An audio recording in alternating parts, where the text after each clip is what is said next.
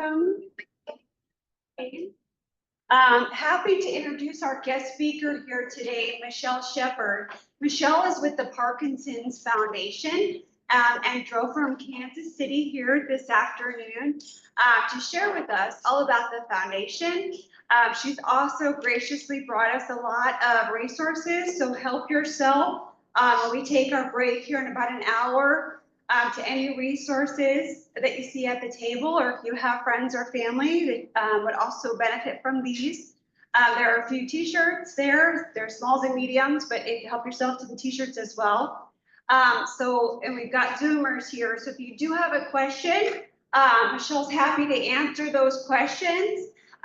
You can raise your hand and we'll bring you a mic and then try to repeat the question for our friends that are joining us online. So we're going to hear a little bit about what the foundation is doing, about the research, about the resources available. And then again, we will break, and then in about an hour or so, Joyce has updates.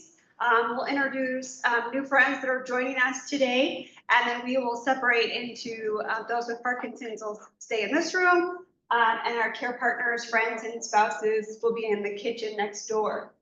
So I'm going to hand over the mic here to Michelle. Please help me give a round of applause and a welcome to Michelle Shepard. Thank you, Carla. Good afternoon, everyone. Can everyone hear me okay?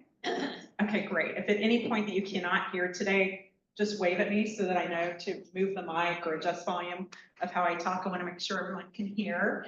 Thank you so much for having me here today. As Carla said, my name is Michelle Shepard. I'm the Community Education and Outreach Manager for the Parkinson's Foundation chapter. Parkinson's Foundation chapter. I'm based out of Kansas City. We cover a 4-state geography. We have Missouri, Kansas, Iowa, and Nebraska. So I made the trek up here today from Kansas City to see you all. And then I'm in Columbus, Nebraska tomorrow. There's a Parkinson's symposium there. Is anyone joining that? No one? Okay. All right.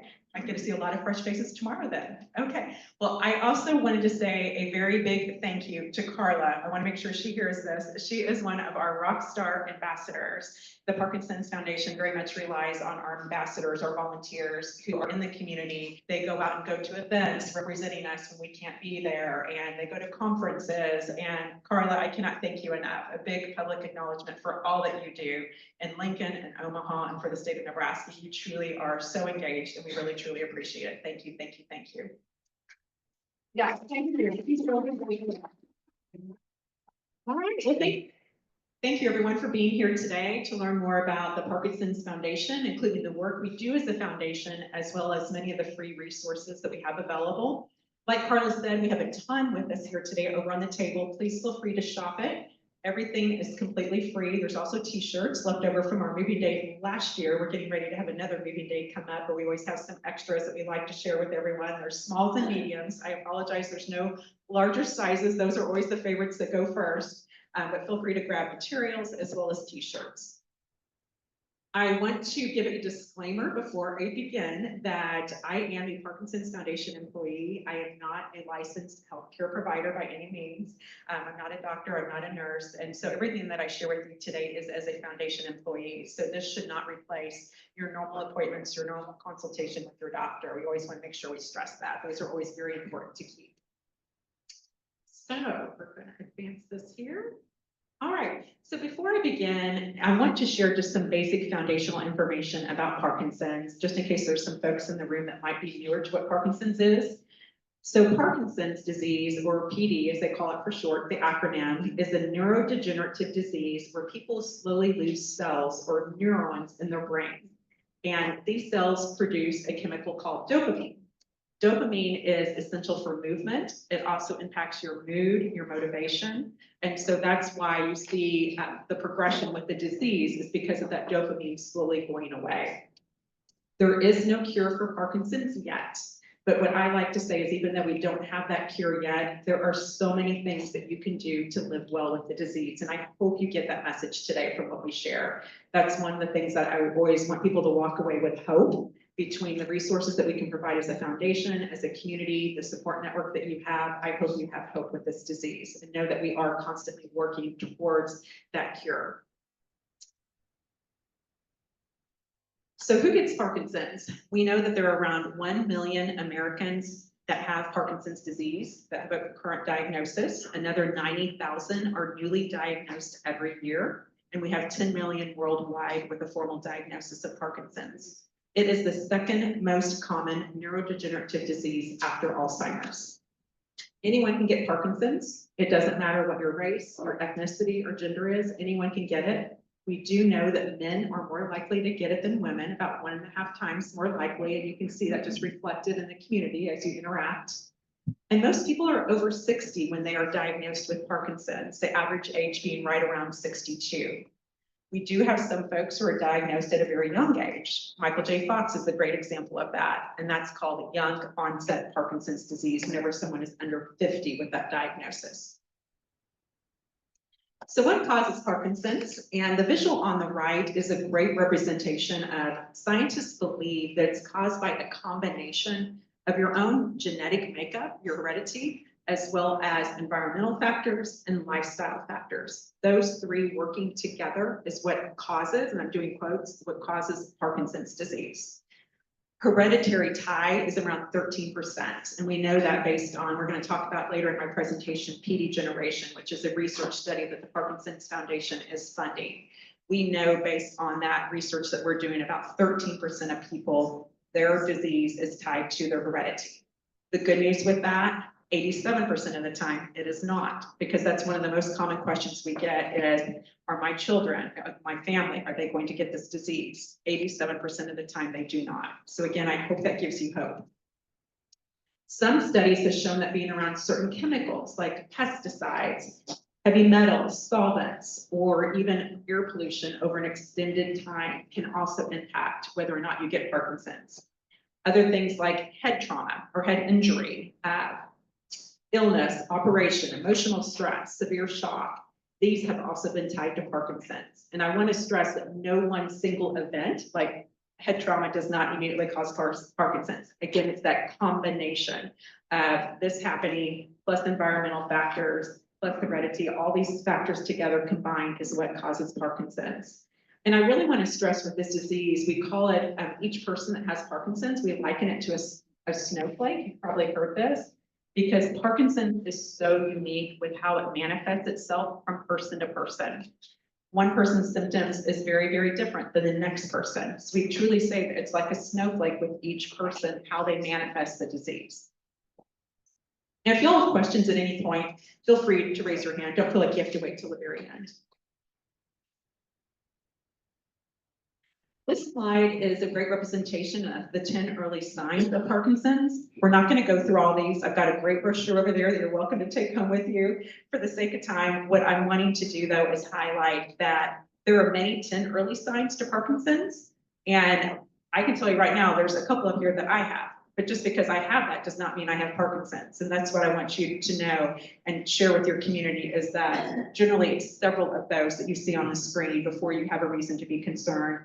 Bring it up with your family practitioner on your next well visit if you're experiencing multiple of these and say, hey, can we just check? I want to make sure because I noticed I'm having X, Y, and Z. If you have one, it's not a reason to be alarmed. Michelle, Yes. I'm stuck on your introductory page. Oh, it's not advancing? No, Oh, shoot. Hold please. Let me turn this off. You can't advance either from where you are, can you? no, because I don't have PowerPoint. Okay, let's give it a shot. If y'all don't mind holding for just a second where the Zoom side is not seeing what we're seeing.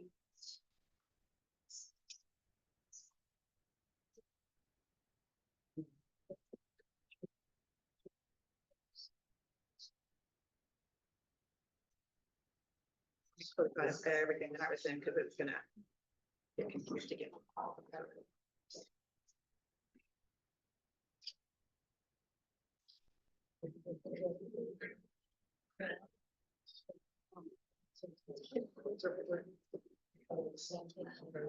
Okay. All right, this should be good now.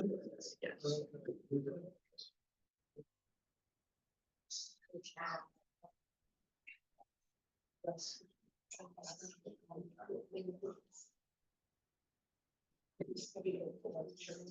Okay. Let me advance a few slides. Is it working for you, Gunter? Yay, okay. And we're back. Okay, awesome. Gunter, thank you for letting me know. If there's any more issues, just let me know. Okay. Okay, can you all hear me? Hello, hello. There we go. Okay, we're back. All right. So we're going to advance to the next slide. So how is Parkinson's diagnosed? Currently, there is no one way to diagnose Parkinson's. It really is a combination of factors that helps a physician diagnose Parkinson's, and it can take time. You all have probably experienced this. It's multiple visits, it's multiple tests.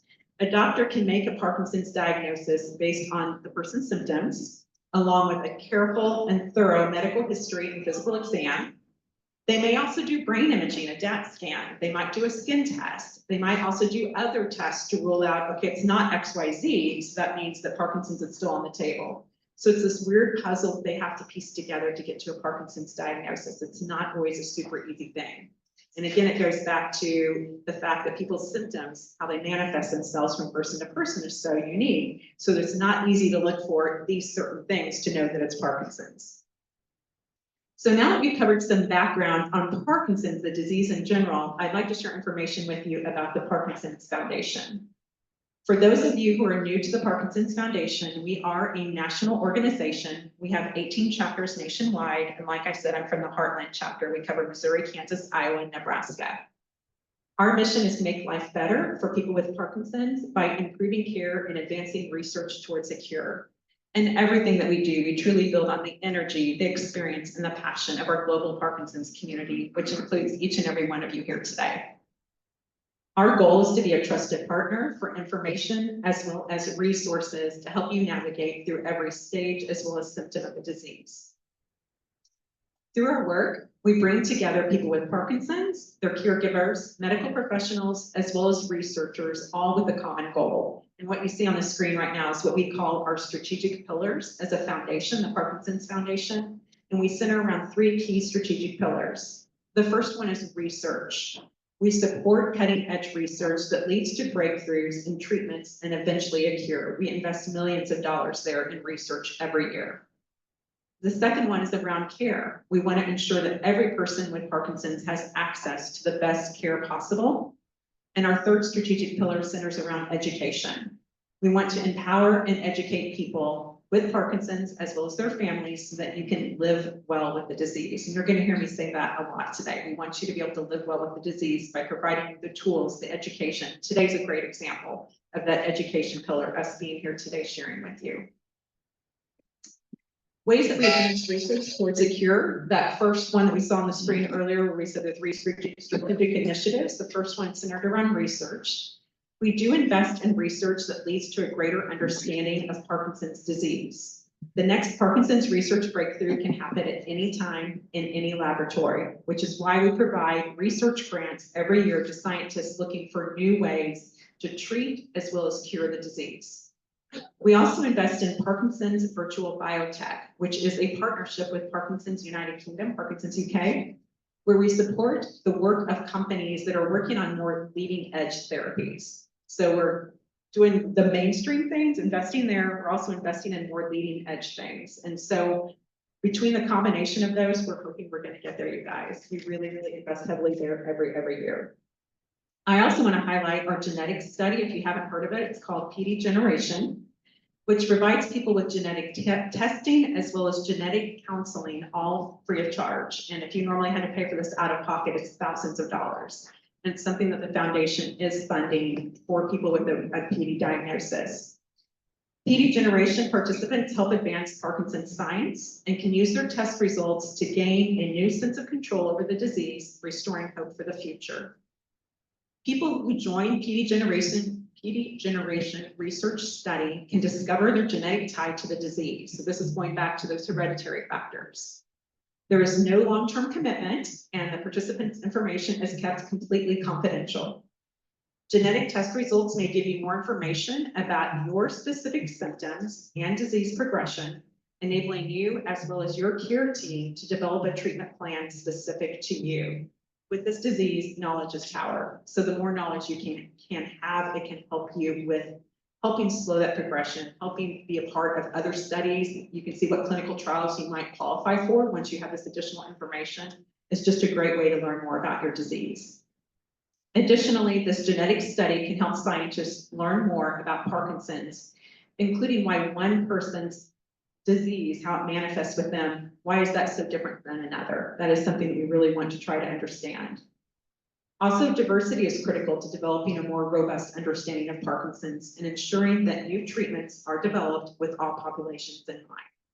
I have postcards on the table back here if you'd like to learn more about PD generation, or you're welcome to call our helpline. They would be more than happy to share more information with you. Question, does that mean to participate, you have to go down to Kansas City? Great question. No, you do not. I'm sorry. Oh, I'm sorry. Thank you for, the question was, thank you for the reminder. If you want to do PD generation, do you have to go all the way to Kansas City where we are based out of? No, you do not. If you want to do the PD generation testing, we have in-home kits. We ship you free of charge. If there's a testing site near you, which our helpline can help you identify, do I have a testing site near me? Because we do have them nationwide. You can go into a testing site, but the easiest thing is just to ship you an at-home kit that you can do at home. It's not a problem at all. Great question. Thank you for asking that. So moving on from research to care, which was our second strategic pillar centered around care, we're working to make sure that all people with Parkinson's can get the best care possible to live well with the disease.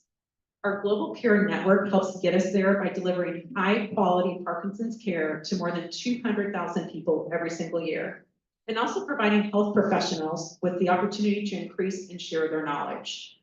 The Global Care Network consists of centers of excellence as well as comprehensive care centers, both of which must demonstrate exemplary multidisciplinary care in order to earn these prestigious designations that the Parkinson's Foundation gives to these organizations. Here in our Heartland chapter, we have two centers of excellence. There's KU, Kansas University Medical Center, and then the University of Iowa Healthcare. So we've got two currently. And I want to stress, that's not to say that there are not wonderful hospitals here in the Nebraska area. That's where you're located. It's just that they have not either applied or gone through the process to receive these designations. There are wonderful facilities here as well. We're also working to improve care by offering specialized Parkinson's professional training programs to help nurses, physical therapists, as well as other medical professionals provide better care to their patients. And then lastly, our community partners and Parkinson's care members are long-term care communities, as well as home care agencies with staff that are specially trained in Parkinson's care.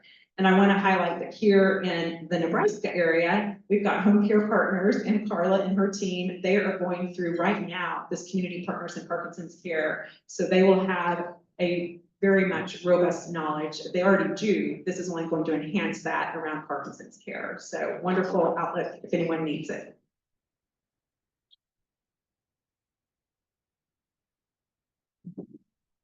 Just 1 second, my screen is not advancing.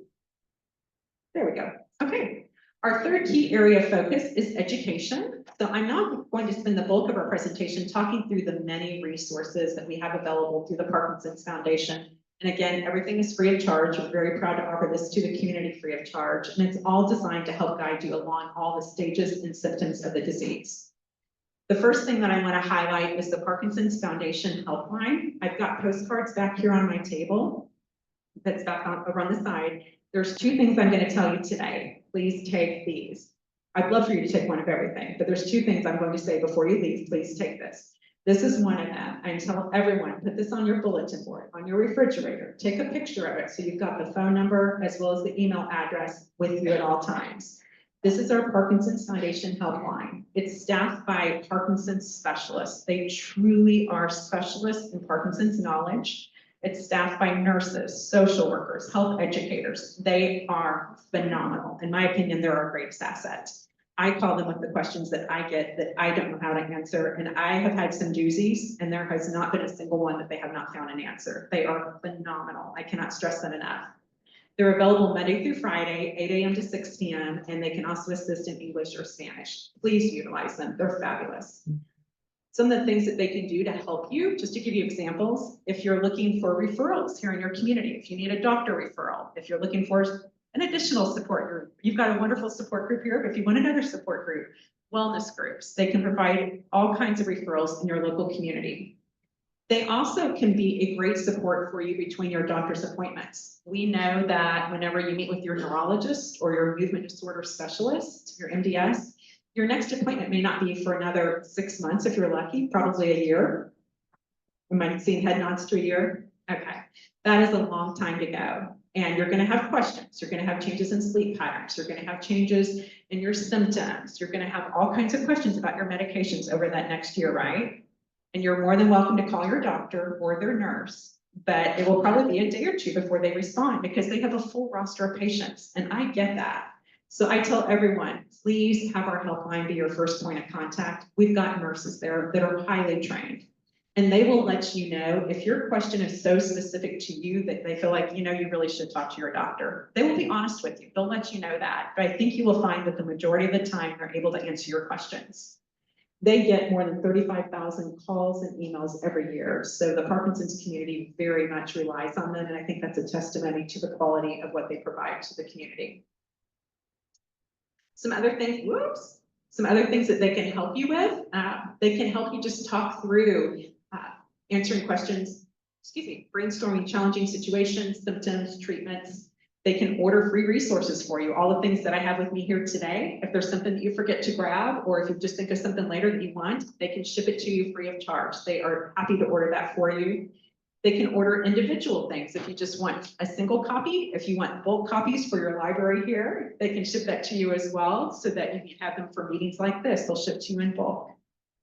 And they're also there just whenever you need to hear a voice on the other end of the line. We know that there are some folks who live alone and have Parkinson's, and that can be very lonely. Sometimes you just need to have a voice that you can talk to, and they're happy to do that. And I will say they cannot talk for 30 minutes. It cannot be a long conversation because they do have lots of calls coming in, but when you want to talk just for a few minutes and have that human connection, they are happy to do that. Please utilize them.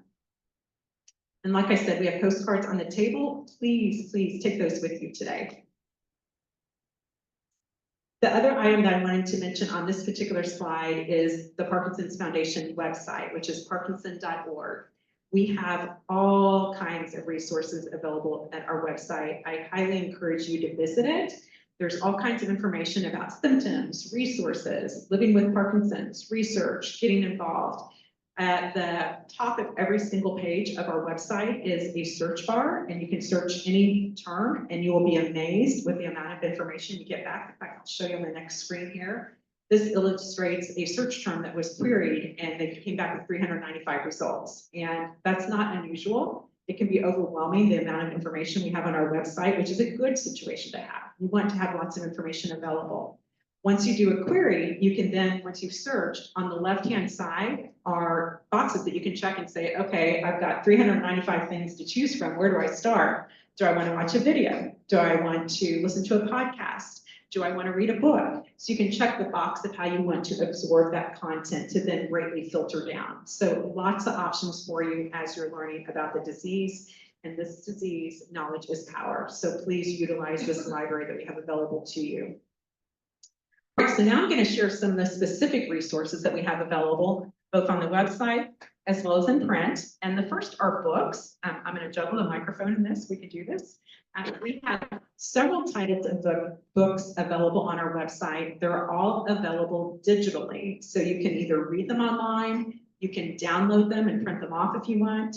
We have 3 titles that are available in print. And the reason why we have 3 in print and the rest digital is that the ones that are in print are more foundational, more basic knowledge, such as frequently asked questions about Parkinson's disease, living your best life. And I have all these with me here today if you want any, and fitness counts. Those 3 titles we call more foundational, whereas the more unique titles, things around medication, surgery options, sleep, things that there are constant changes with research every single day. As soon as we go to print, they're outdated. Those we keep digitally, so we can keep those updated so you're not reading something that's out of date. So again, we've got 3 titles in print, the rest available digitally. If you are a tactile reader, which I am one of those, I like to turn the pages, I like to dog ear the pages, I like to highlight. That's just how I absorb content. If you are one of those, you can print off the digital copies, like I said. If you don't have a printer, call that helpline. That's something they can do. They can print them off and send it to you free of charge.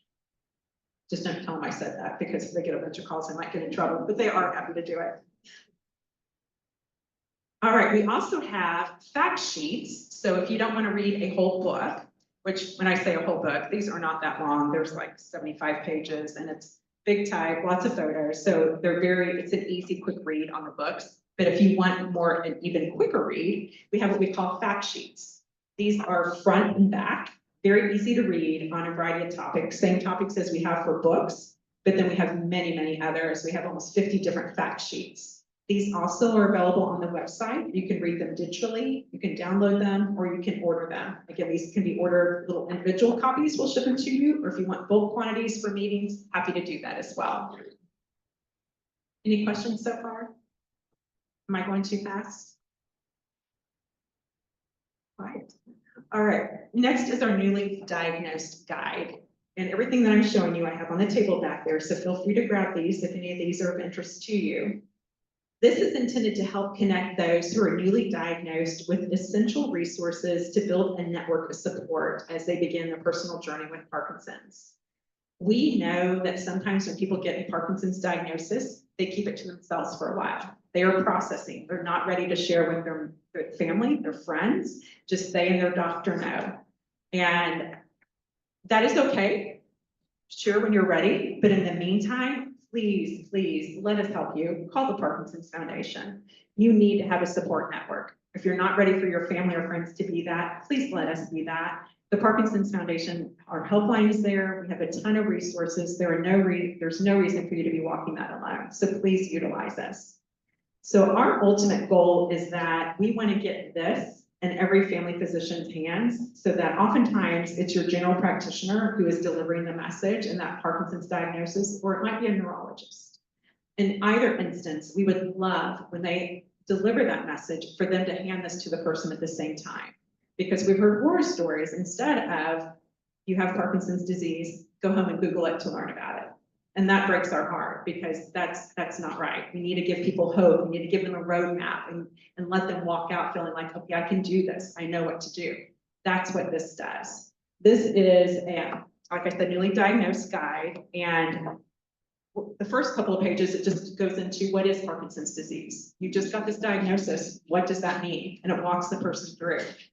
The next pages, it talks you through what are 5 things that I can do right now in my life to live well with this disease. I just got this diagnosis, help me figure this out. And so it gives you immediate things that you can do to live well with the disease. And then the last pages of the guide talk you through for your next physician's appointment. Here's the questions you need to ask. You need to be sure and cover all these things that are on this page. So it truly gives you a roadmap for the first several months of a new diagnosis, so that you don't feel like you're lost. And we're not telling you to go home and Google. Additionally, on our website, we have lots of other resources available. We have videos, podcasts, blog posts. There are also what we call our PD conversations, which is an online support network. On our website, we're going to talk about PD conversations on a later slide, but know that there is one specific to newly diagnosed, where if you want to connect with other people who are newly diagnosed, you can do that on our website. Next is our hospital safety guide. This is the second thing. I told you there's 2 things that I would love for everyone to take today. This is the second one. Now I see some heads nodding that you're familiar with this, and I love that. This is probably my second favorite thing, the first one being our helpline, this being the second, because we've truly heard testimonies around how this has saved people's lives in the hospital. The whole intent behind the hospital safety guide is to ensure that people with Parkinson's, as well as their care partners, have the necessary information to stay safe and advocate for the best care possible whenever they're in a medical environment. Whether that's for a planned, unplanned visit, whether that is a hospital, long-term care, rehab, this helps walk you through that. So let me explain a little bit further. So when you look at this slide, it does a great job of illustrating that we know the hospital can be a place of great risk for people with Parkinson's because of the timely timely dosing of medications. It is so critical to stay well with this disease, right? Do I have head nods if that is an agreement? If you're taking any kind of medications, you know you've got to stay on schedule. If you don't stay on schedule, there are serious repercussions. The challenge with that is hospitals tend to stay on their schedule, whether it's 8, noon, 4, 8, midnight, right? And so you really have to advocate for yourself when you're in that environment. This year alone, this is a great graphic to illustrate that 4 of every 12 people with Parkinson's in the United States will be hospitalized. Of those 4 that visit the hospital, 3 will not get their medications on time during their stay. When that happens, 2 out of 3 will experience unnecessary complications. So I often hear when I do a presentation like this, so what you're telling me is I shouldn't go to the hospital. It's not safe for me. That is not what I'm saying at all. Please do not take that as what I'm saying. All of us are going to have to go to the hospital at some point and probably multiple times. It's inevitable for all of us. What I'm saying is use this as your roadmap to give you a guide of how to stay safe when you're in any kind of medical environment. It truly walks you through. It has all kinds of checklists of things you can plan for before you even go to the hospital. If it's a planned visit, there's a checklist for that. If it's an unplanned visit, there's a checklist for that, which I encourage you, please look at the unplanned visit now before it's the day of the emergency and it's too late to worry about it. So go through this now and plan for that. If you're going in for a surgery, there's another checklist of things to do and say and be aware of. It walks you through your care partner team, the doctor, the nurse, physical therapist, occupational therapist, the pharmacist, everyone who might be treating you while you're in the hospital or a medical environment. What is their role so that you have a better understanding and it sets your expectations? It walks you through your care partner also. Who is that person that's going to go to the hospital with you? What are their responsibilities? Because they are there as your advocate. So they need to understand what they are taking on within that role. So it really does a great job of walking through all of those things. Just one second.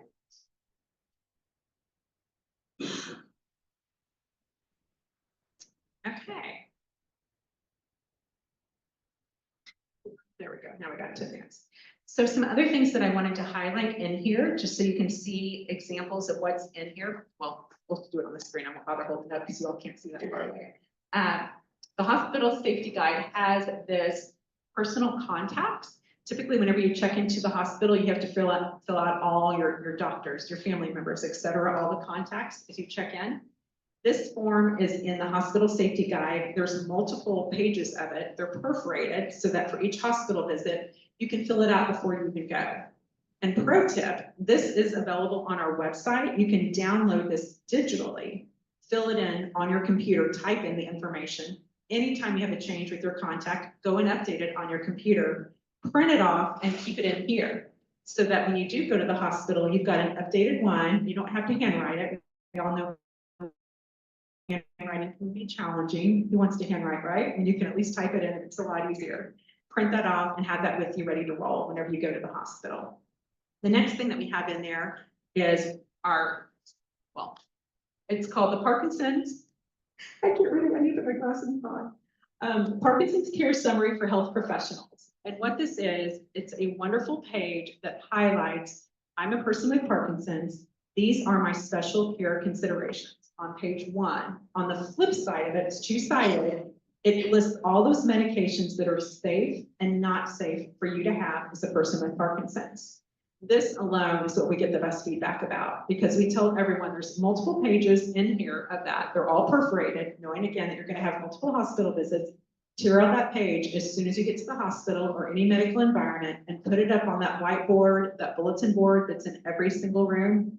And every person who walks in that room, whether it's a doctor, a nurse's aide, a pharmacist, every single person, every change of shift, every new doctor, every new nurse that walks into that room, you point to this and make sure that they are aware you're a person with Parkinson's and here are all the special things that you need to keep you safe. That is a huge, huge lifesaver right here for everyone. And I see some heads nodding. I think you acknowledge and realize the value of this represents, because then the impetus is not on you to have to remember to repeat all this information, because a lot of this can get very, very technical. And so it's all right there for you. And also, the other great thing is it doesn't require the doctors to start, looking up within their systems and on their computers. It's all right there at their fingertips. The other thing that we have in here is a medications form. So very similar to the contact list. is a medications form that you can fill out before you even go to the hospital. Again, on perforated pages, you can tear it out with multiple stays. And please list all of your over-the-counter as well as prescription meds, the dosage, the frequency, everything, put it on here. This also is available online that you can download and type it in versus having to handwrite. And anytime you have a change to a medication, just make it online, print it off, tuck it inside the hospital safety guide so it's ready to go with you whenever you have to go to the hospital, okay? The other thing that I recommend is we have on the right-hand side, the medical alert card. There's two in here. It's at the very back. It's the last thing in the hospital safety guide. Please, please keep one on your person. So whether that is in your wallet or in your purse, keep it on you at all times. And then the other one, put in your hospital safety bag. That way, or excuse me, hospital safety guide, you put that in your go-to bag. Just like whenever you're an expectant mom, you've got that go-to bag ready to go to the hospital whenever you go in labor, right? I tell everyone with Parkinson's, please have a go-to bag packed and ready to go. You have your overnight change of clothes, your toothpaste, your toothbrush, your hospital safety guide, and all those forms that you printed off should be tucked inside there. And the last thing you do before you walk out the door is drop all your medications and their original bottles down in that bag, and you've got everything ready to go. So back to the medical alert card, this is basically a mini version of that page that I told you to put on the bulletin board in your hospital room. This is a small version of that. So that if for some reason there's an emergency and you're unconscious and someone's helping you, or an EMT comes and they're helping you and you're going through your wallet looking for your emergency contact, they're going to see this and they're going to know that you're a person with Parkinson's and you require special care considerations. And on the back, it again lists all those medications that are safe and not safe to take. So please, please keep one of those on you at all times. We have given out over 150,000 of these hospital safety guides. It is probably one of the most utilized tools that we offer. Please take one today. We'd love for you all to do that. Next is PD Health at Home. PD Health at Home is a great way to stay connected with us throughout the year. It offers virtual educational programming. It is an interactive series designed for the Parkinson's community, featuring new weekly at-home programming on wellness, exercise, and mental health every Monday, Wednesday, and Friday. You can join from the comfort of your home. You can attend on camera. You can attend off camera. You can be dressed to the nines. You can be in your pajamas. We do not care. We just want you to join. And the reason why I stress that is we know keeping your mind active, keeping your body active are so important with Parkinson's to delay the full progression. This gives you a very easy way to do that. All kinds of programming, Monday, Wednesday, and Friday, you can do from the comfort of your home. So great way to stay active. Every Monday is Mindfulness Mondays, led by mindfulness experts. It's guided relaxation techniques to boost your brain power as well as reduce stress. On Wednesdays, we have what are called Wellness Wednesdays, where we feature expert briefings with some of the greatest minds in PD research. So they will do a presentation, and then afterwards, there's a Q&A, question and answer session with the virtual audience. So it's giving you access to these great minds in Parkinson's where you can pose your questions. We record all these things that I'm naming, the Monday, Wednesday, and Friday. Everything's recorded. You can go out in our library and watch them. If you miss a day, that's okay. There's plenty out there to watch that are recorded. Fridays are Fitness Fridays, where we have an exercise specialist in Parkinson's, and we'll work on things from strengthening your core, balance, and so on. Just some great things to help you to maintain activity with Parkinson's. Next are podcasts. Depending on your learning style, if you're more of an auditory learner, or if you enjoy multitasking and doing things as you are learning, listening, and then folding the laundry, whatever the case may be, we have lots of content out as podcasts, so feel free to check that out as well. And we encourage you to join our online discussion forum we mentioned earlier with newly diagnosed, what we call PD Conversations. This is an online community where you can ask your questions, connect with others living with a disease, whether it's in a similar stage or symptom. You can join all the different discussion forums are listed there on the screen. There's several different ones. You can join one, you can join several, you can join all. You are welcome to post your questions and others can respond. It might be something as simple as, hey, I'm newly diagnosed and I'm experiencing these two symptoms. What are you doing to help alleviate? And it's just a way to throw your question out there and find out from people, and it really is worldwide, people that are on this. It's not just in the United States. So it's a neat way to see what are other physicians recommending across the world. So it's giving you access to some great feedback with other people in that manner. And if you're not comfortable posing a question, that's okay. You can join a discussion forum and just look. You can be a voyeur, as I call it. You're just going to watch what everybody else is asking and you're learning. And that's okay. Just go with whatever you're comfortable. Next is for our care partners. We have lots and lots of resources specifically for you. We know whenever a person gets a Parkinson's diagnosis, it impacts them greatly, but it also impacts their loved ones very much as well. Both of their lives are impacted. You're in this journey together, and it's a parallel path that you're traveling on. So it's super important. We provide resources for that care partner as well. And we have a very deep library to help with that. Please access it. We have fact sheets, audiobooks, podcasts. We have a care partner guide that I want to highlight in a second. We have a virtual online class that you can take, and it's self-paced. You can just do it in bite-sized morsels if you have time, and it really walks you through the care partner journey. How to not only care for your loved one, but how to care for yourself, because self-care is just as important. You've got to keep yourself well in order to care for them. So it really walks you through that as well. And then the care partner guide, whoops, wrong one. Care Partner Guide is something new that we just launched a few months ago, and it's very much modeled after our hospital safety guide based on the feedback that we got from the Parkinson's community that they love the hospital safety guide. It was super helpful. We created a Care Partner Guide, similar idea, but it's really walking the care partner through how to navigate their journey in tandem with the person that they're caring for. So this is available digitally. You can order printed copies. It has tips, insights, resources, all kinds of things to help the care partner during every stage of the disease. Do we have any veterans in the room? Thank you very much for your service. We also have a partnership with the Veterans Administration, and there are all kinds of resources for people with Parkinson's that are a veteran. We do have around 110,000 veterans living with Parkinson's disease that we are aware of. So our whole goal is to improve the quality of life for veterans living with Parkinson's, as well as their care partners, through greater access to education and resources and so on. We have a whole microsite on our website at parkinson.org/veterans that you can visit to see all the resources available. And we have a few items with us here today as well. Many of the resources that we've discussed are also available in Spanish. You can go to our microsite for Spanish speaking at parkinson.org/espanol. And again, our agents on the helpline can assist in both English or Spanish.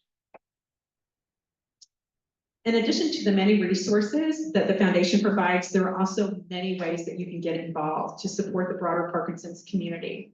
First is volunteering your time, similar to what I said Carla does. We so appreciate that because we could not do all that we do without our ambassadors. We call them our volunteers or ambassadors. We are a very small organization. There's only a few of us here in the Heartland, and so we really rely on our wonderful ambassadors to help us get everything done that we need to do, whether that is sitting at a health fair and sharing the resources like the table that we have back there, or doing a presentation like I'm doing today. Carla does this very frequently here in the community as well. It might be educational programs. We offer free educational programs every year, and we will be coming back to Elkhorn. Hopefully this fall is what we're looking at. We were here a year ago in spring. So we bring free educational programs where we have physicians, neurologists, movement disorder specialists presenting on specific topics, and everything is free. We will provide the educational environment. We provide a free meal. We'll have a resource fair with all kinds of local community partners that offer Parkinson's resources. And we do all that with our volunteers helping us. So another great way that they help us out. And another great way is Moving Day. If you all, has anyone in here been to Moving Day? We need to get you guys to Moving Day. Moving Day Omaha is coming up on June 8th, and I'll talk more about that in a second. Let me advance the slide. So for Moving Day, this is a wonderful way that people first learn about the Parkinson's Foundation, quite honestly, and about Parkinson's disease. It's a fundraising walk that we offer nationwide every single year. Since 2011, we have raised over $50 million via Moving Day. This is our fundraiser, and all that money that we raise goes back into research. It goes back into the local communities, putting on educational programs, me being here today, those free resources that we have, all the fundraising that we do, that's what it goes back towards. But Omaha has a walk every single year. It's going to be June 8th. You are welcome to come walk with us. I will tell you, it is probably one of the most inspiring things that I've ever been to. I've been with the Parkinson's Foundation for 2 years now, and we had Moving Day Kansas City and Moving Day Omaha within my first few weeks of working here. And I walked away from both days, just my cup was full, if you know what I mean. It just fills your heart, and you see how you're impacting people's lives, and you see the community connecting at this walk. It just is a very, very uplifting day. So I do have flyers with me. If any of you are interested in joining, you can come as an individual. You can form a team. The support group here could be a team. You all are welcome to come together. It's a super neat experience. I hope you choose to join us. And I failed to mention, if you are interested in volunteering, we would love to have volunteers as well. I've got flyers about that as well back on the table. On the screen now is our chapter website, as well as our email address. Feel free to reach out to us at any time. And lastly, I want to encourage you to contact the Parkinson's Foundation for any of your Parkinson's questions. If you need resources, however we can support you, I do encourage you to contact our helpline as your first point of contact. They are available again, Monday through Friday, 8 a.m. to 6 p.m. Highly trained Parkinson's specialists. Please utilize them. Their phone and email are on the screen. Also utilize our website, parkinson.org. You can go out there and search on any term to get additional Parkinson's knowledge. Wonderful resource. And I encourage you while you're there, on every single page of our website, at the very bottom of each page is an email capture where you can provide your name as well as your email. And it's just a great way to stay in the know of any new Parkinson's research, any new resources that we have, upcoming events here in your community. If you sign up for those emails, and you can choose which emails you want to get so that you're not inundated. You can truly choose how much you want. But I encourage you to do that. It is just a wonderful way to stay in the know. All right, that is the last thing that I had to share. Does anyone have any questions? Yes. Recently.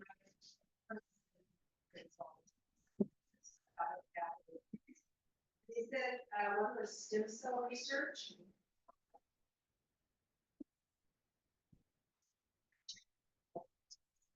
There were two treatments that I had heard about recently. One was stem cell research, and then the other one was use of a nicotine patch. Yeah. Okay. Both of those, there's a lot of talk about that. I mean, there's a lot of talk about a ton of different things. Those two, also, well, I'm not going to open a can of worms. There's many others that people ask about that they're in the early stages, and there's no silver bullet associated with either one of those yet. There is a lot of research being done, and I'd love to see research being done with those that don't know that that is the cure yet. There's still a lot of research that needs to be done. Yeah. Great. Yes, it's completely being explored. Absolutely. Yeah. Other questions? Sure. Yeah. You know, if the federal government provides any funding for Parkinson's research? Great question. Given the current economic climate, that's one of the first questions that I have is, has our funding been cut by the government?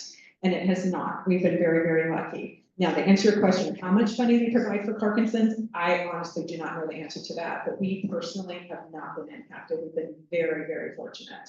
Yeah. Because I'm sure that's your concern immediately is, are we impacted or not? So far, keeping my fingers crossed. Yeah. Other questions? Yes.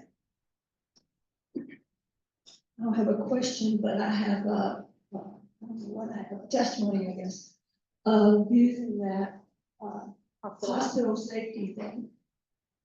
You know, when Rich goes in the hospital and I'm kind of going, what's going on with him, and I get kind of jittery, they tend not to listen to me so much. I don't know why, but I take those pages that tell medications that are adverse things can happen. And I can hang it up on the board, but I try to remind them, you know, look at this, because it's true, what I'm saying is true, and they might believe it when it has that Parkinson's Foundation thing up there. So I would say, everybody grab one of those books. If we run out, we'll call them up. I've got more out in the car. Oh, Yeah, yeah. Joyce, thank you very much for sharing that. And something that I failed to mention during the presentation is that in addition to us providing the hospital safety guide for people with Parkinson's and their care partners, on a parallel path, we are doing what we call it a hospital initiative, where the Parkinson's Foundation is trying to partner with hospitals nationwide to educate them. And I don't want to discount the knowledge of physicians or nurses because they are so qualified. They have immense knowledge after all their medical training. They know so much about so many different diseases. Where it varies is the depth of knowledge on each individual disease. It's impossible for them to know the in detail like what we would like for them to have. It's just not humanly possible. And so our hospital initiative is we're trying to, again, parallel path, provide all of you with the hospital safety guide to keep you safe. And at the same time, educating the physicians, the nurses, and all these hospitals so that they have more in-depth knowledge around Parkinson's. So that's super important to us. We're hoping it helps you. We hope you see changes coming with what we're doing. Very much working towards that. Any other? We had a neurologist. A neurologist happened to come into the room while we were in there, and while our nurse was in there, and we were discussing just getting the medications on time. And the neurologist told the nurse, this is important, you must try your best to get that done. Yeah. So knowledge. Thank you. Yeah, another question? Oh, I think she's got to make it first. This is a testimony too, I guess. I have some surgery scheduled for May. I sent for that kit. And it's wonderful. In there is a letter that we just sent over to Dr. Aaron Smith, my football physician. And I don't know if she's gonna sign it, but in there, it said, please let caregiver for this patient give her the medication on time from her own medicine. We're taking it with her. I'm so glad you're doing that. I am lucky in that I'm not one of the people that has to take it 5 times a day, twice, so it needs to be fine, yes. And it is a wonderful, wonderful package of things that I'm cannot appreciate that. Right along there, but I got in the hospital and the food, so Wonderful. but this was new to us, my daughter, and her partner. She is a physician, but she is not a neurologist. And she said to me, she made a copy for herself. And she said, Mom, we're posting this on your bed. I love that. In the bathroom. wherever we can get it." Good job, daughter. Love that. And that, thank you for sharing that. I really appreciate that. And we'll pass it right over here because Marilyn had something, I think. Oh, yeah, she was sharing, I'm sorry. Shirley shared that, her daughter is her caregiver and that she has utilized the hospital safety guide tremendously. There is a letter in there that you can share with your physician, asking them to release and allow the caregiver be the administrator of the medications whenever it needs to be done. And so there's a letter in there that's already, it's a template that you can provide to your physician. They just need to sign it. So that then can be shared with the hospital staff. So there's lots of tools that I didn't even go into. If there just isn't enough time to go through it all, just please definitely utilize that. It's a wonderful, wonderful tool. Your turn. Byron fell and broke his leg in January. He was in the hospital for 4 days and then he was at Tabitha for a month.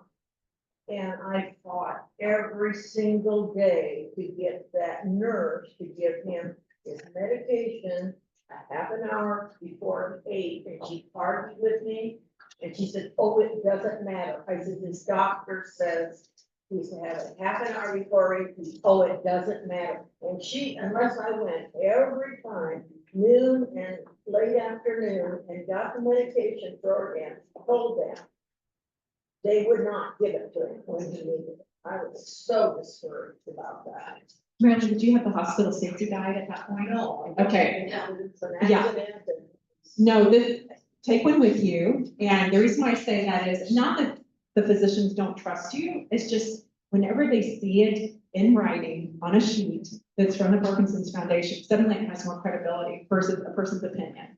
And they should respect your opinion. And it's unfortunate they do not. But when it's in print like that, it suddenly has all this credibility in the world. And I hope it helps you. Thank you for sharing that. I also wanted to share this facility she mentioned in particular, and many facilities, it's really just a lack of education. So thankful to the Parkinson's Foundation for these resources. I myself just had the opportunity to speak to that group about 2 weeks ago. There was about 20 nurses, and there was a lot of aha moments. So because I went into that, how important timing is and the consequences, as Michelle showed on the slides here. But then the other thing I'll just touch base on really quickly is that they shared with me, and we talked a little bit about absorption and the protein, and waiting 30 minutes for the protein, because they said many times when they give that med, they also were giving a high protein Ensure. I said, oh, good point. We should wait on that and, coffee with creamer or whatever. Or water, so we not risk for aspiration, but, so we're working with the foundation to educate healthcare providers too. Yes. Thank you very much. Thank you. Hey, I just wanted to say, it's really important what they just said about having it included. My neurologist kept wanting to say I had nothing but tremors. And until I brought out a printed out thing that I have for my OT, that she gave me and handed it to him, saying, when you go over these questions, change his whole attitude about going to that scan. And it came out, and then they came back and said, look out, I'll see. So make sure you can't have it in print anymore. A great second resource to have beyond, it's real for you, but it's nice to have that in print. It just adds more credibility. Yes. None of you got tremors. It's get out of here and it's like, oh. Thank you for sharing. And I'm going to encourage everyone in the room, if you do not already have, at a minimum, a neurologist, ideally a movement disorder specialist. The Parkinson's Foundation recommends anyone with Parkinson's should have a movement disorder specialist that they're working with. And a movement disorder specialist, if you're not familiar, is a very specialized neurologist. They have very intense knowledge of Parkinson's, of movement disorders. And so they really are the best person to be working with you as your Parkinson's doctor. That's not to say you can't still do your well visits with your general practitioner. If you want to have a neurologist, that's up to you, but highly recommend getting a movement disorder specialist. At a minimum, have a neurologist, please.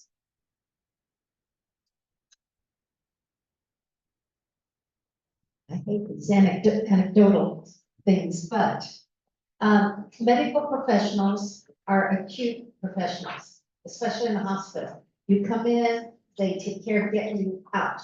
They don't know exactly what they're dealing with. We have had so many people say, oh, I know all about Parkinson's, my grandpa died of it, my neighbor died of it. My uncle in Missouri or wherever has it. And this, they don't know about it. And so we were working with a new doctor for 2 years here in town, just to be very pleased with them. They really are very good at kind of covering. Let's just write the script. We don't check to see what the side effects are for you. Whether like Cipro, none of us should take Cipro ever. And the Cipro just causes so many dementia symptoms that you can't correct from it. But it took 2 years battling this GP, and he said to us on his last days he's leaving town. And he was a sweetheart all the time. He said, you know what? We've learned so much from you. You are the only Parkinson's patient I have. He had an old population he inherited. And he admitted to us on his last day there, he didn't want to the whole thing. So good on you, American. I mean, you got to hang in there. You got to battle because they'll just write for any minute. Thank you for sharing that. And that just goes back to, in addition to your general practitioner, please have a neurologist, a movement disorder specialist. Their specialized Parkinson's knowledge is so very important. Hi. I've got two things that I would bring up. One is that I've had deep brain stimulation since 2013. And so Parkinson's has progressed to my legs somewhat, and they have like their own head, own mind. they can go in there, when they, they're up on it. So I was wondering if, is there anybody working on, if that particular part of the service or whatever? When I did the deep brain stimulation, this right hand was shaking like, just like, anyway, what they did was insert the wire and it said instantly, it's gonna go from that to that, and it did. We can do that with the hands and arms, why can't you do that with the legs? Like, don't fix it, you know? Great question. I honestly do not know the answer to that. That would be a great one for our helpline. The next thing I want to talk about was, I'm currently going to a karate school. And, I've been part of the karate business with, deep brains with the, class on 33rd and Holdridge. And, he's been teaching this class for 50 years. And, I've gone back to him. I was involved in a while back, but, my doctor up in Omaha told me that, they do the test school, every time you do what they talk about, they do a score card. And, they said, since I went back to this karate school, my score is better, a lot better than it was prior to this.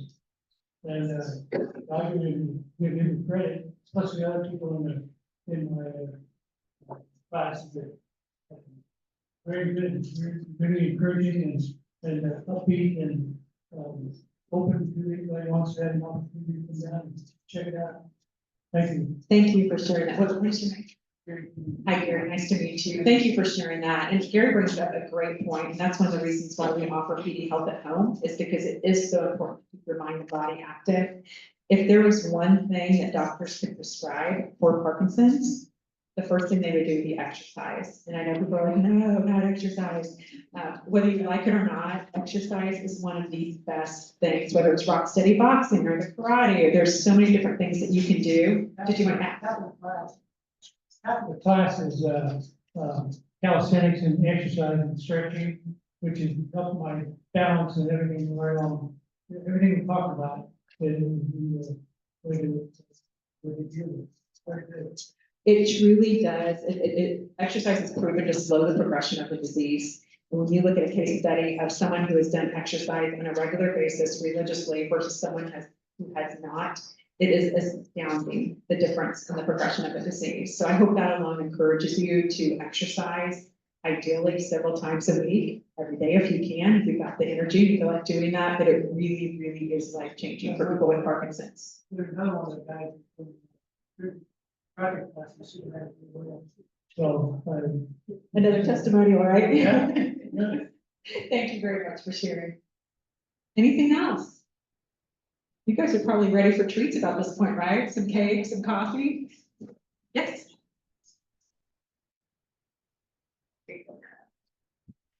She mentioned about the medication from the doctor, and Byron was having trouble sleeping. There are about 3 things, and he told the doctor, and the doctor prescribed a medicine, and I looked it up on the computer because I didn't want to give him anything that I didn't know.